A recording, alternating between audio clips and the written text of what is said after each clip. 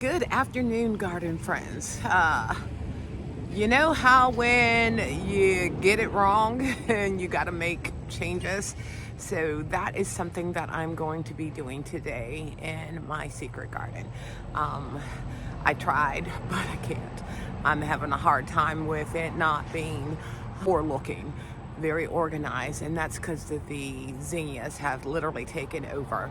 So what I'm going to do is I'm going to just cut them down to where I can see new growth, to where it's not growing into the Texas vertex. So come along with me, and I'm also going to be putting some additional plants in there.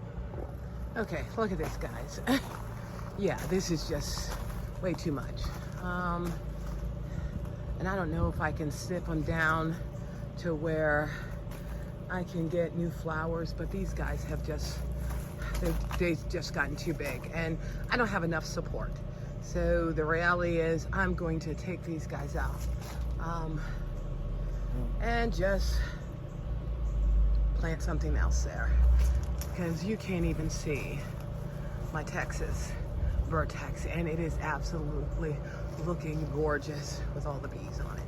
And then the zinnias are smashing the tree. So I'm gonna just go ahead and get this all cleaned out. Okay, I'm getting all this pulled out except for my black-eyed Susies. I'm gonna get those guys staked up.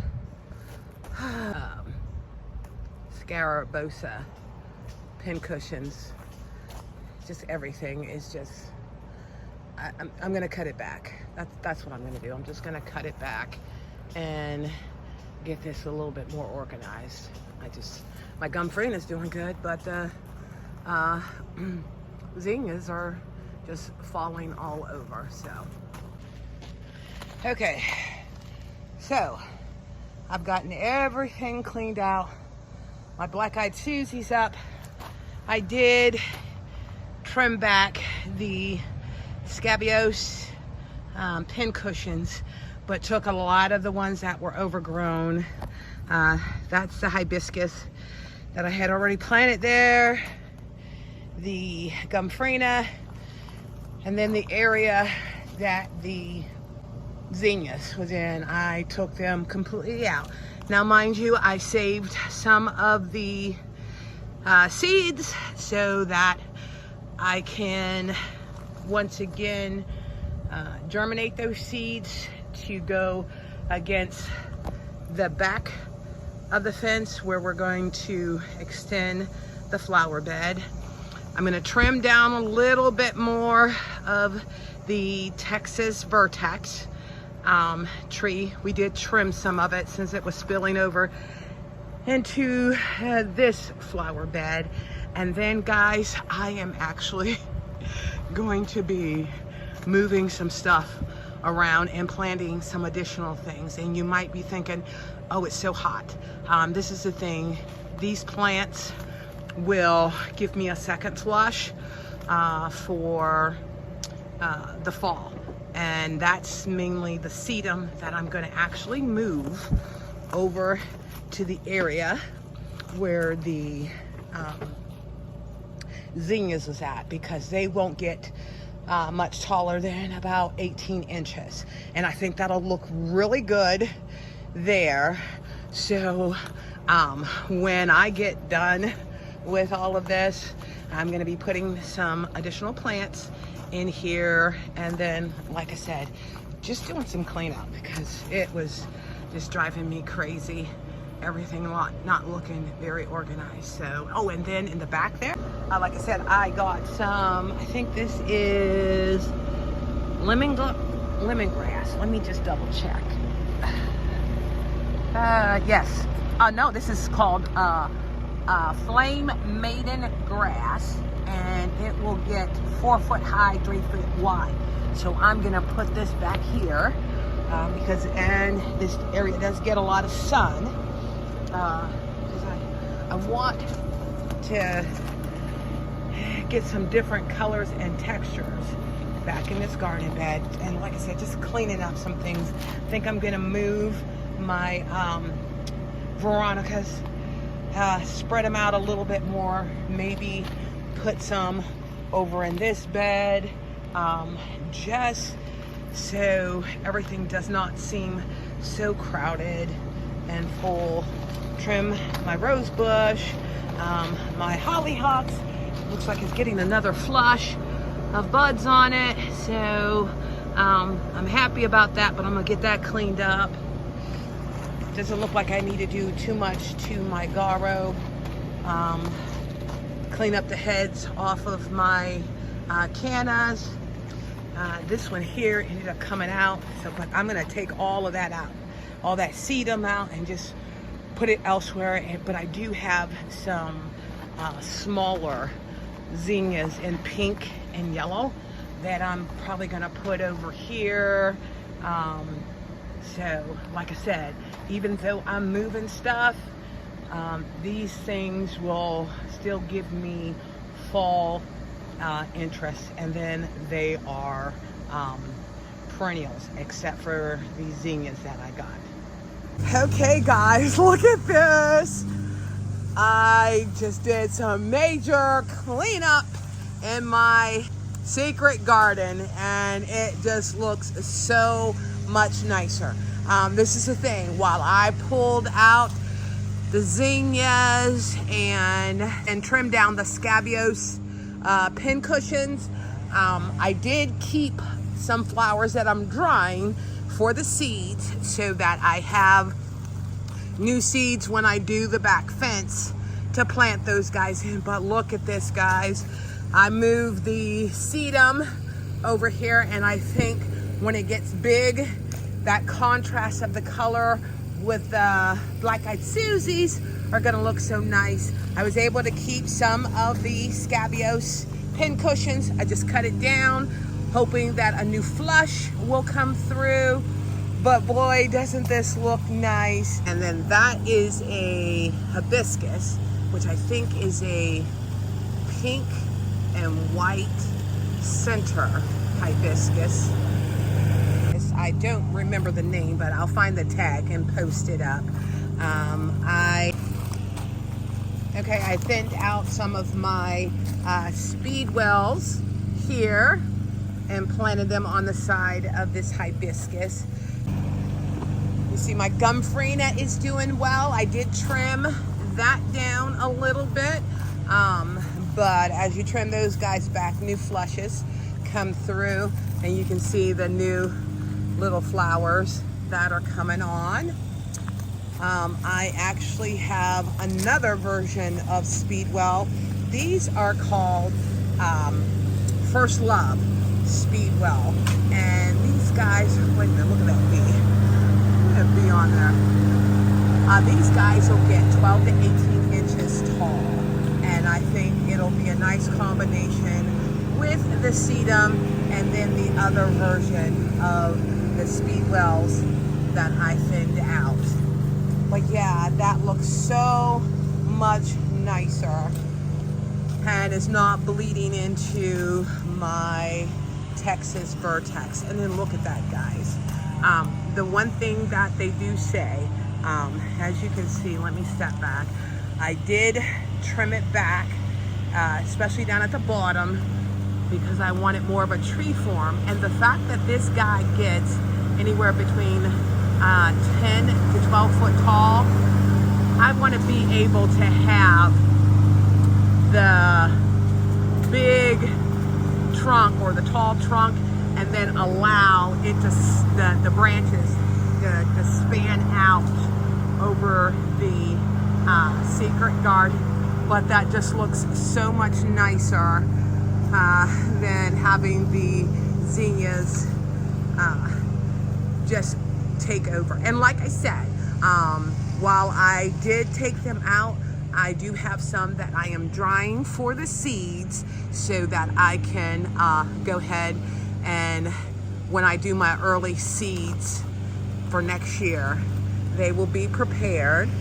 And then while I took out the sedum in the area, a couple things that I did end up moving.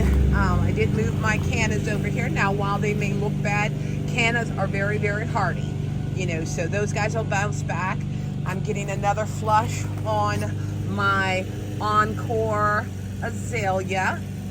And then what I did was my dysantiums, I moved them out of the box with my climbing rose because they just weren't doing as well. So I moved those there. And then I popped in another form of zinnias, both the yellow and the pink. And these guys won't get any taller than 12 to 18 inches tall.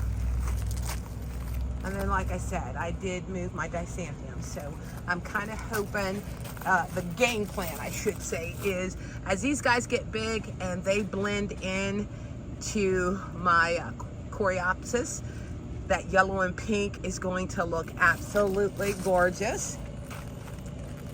This was the area where the cannas were, and I did move some more of those zinnias, the yellow and pink here, and it just looks so very nice. My Bobo is doing a little better. It got more blooms on it. I think this fall what I'm gonna do is move it out a little bit more from the house, because this has like the house has like an overhang, and I don't think when it rains it gets enough water. So that is part of the reason why I'm gonna move it out. Then my Garo is looking good. Some more of these zinnias and the dysantiums. And as you can see, my hollyhocks end up getting another bloom on it. My rose bush is just doing so fantastic, just new growth. And then this was something new, a new grass that I got, and it is called, what is it? The Maiden something. The Flame Maiden grass. And guys, you see how it has that chartreuse color to it? It does get like a red streaks through it. So I'll put a picture up of what that looks like. My hawthorn has literally doubled in size. When I got it, it was just a little guy. And then this area is where, you know, I ended up thinning out my veronicas and putting them further in the bed. And then my dahlias that I did keep. And this is what's unique about this. This was the dinner plates. And then these guys were supposed to be the pastel. But look at them. These guys are like very dainty dahlias. And I think they got the package wrong as far as what these actually were. But they're doing good. And then, like I said, I got some more of the sedum here, flanked by another hibiscus, which will mimic the one that's down there. And then, of course, my boxwood and my lycanthropes that I have here. This is a new hibiscus. Isn't that gorgeous? I forget the name of it, but I will post it up on the page. But this guy will get about 4 foot by 4 foot wide and tall. So that'll end up looking very, very nicely. Yeah, I am so pleased with making the decision to thin this bed out and put things that are lower to the ground so that it is not, you know, overtaking the garden. So doesn't that look so nice? And then if you look at it, just an overview, now that looks like a secret garden. And then, like I said, once the tree gets to its height and it spills over, that is just going to look so nicely. Now, I don't know if you guys remember me stating about my climbing rose. And one of the things that they had said was I thought it was supposed to be at the beginning of the season, but I just could not stand having the yellow leaves on it. So what I had been doing is if it was yellow, I was pulling them off. But look at this, it's actually getting new shoots on it. So I will definitely be doing that. But you can see it's growing really, really nicely. All right, so let's just take this in. That just looks so nice.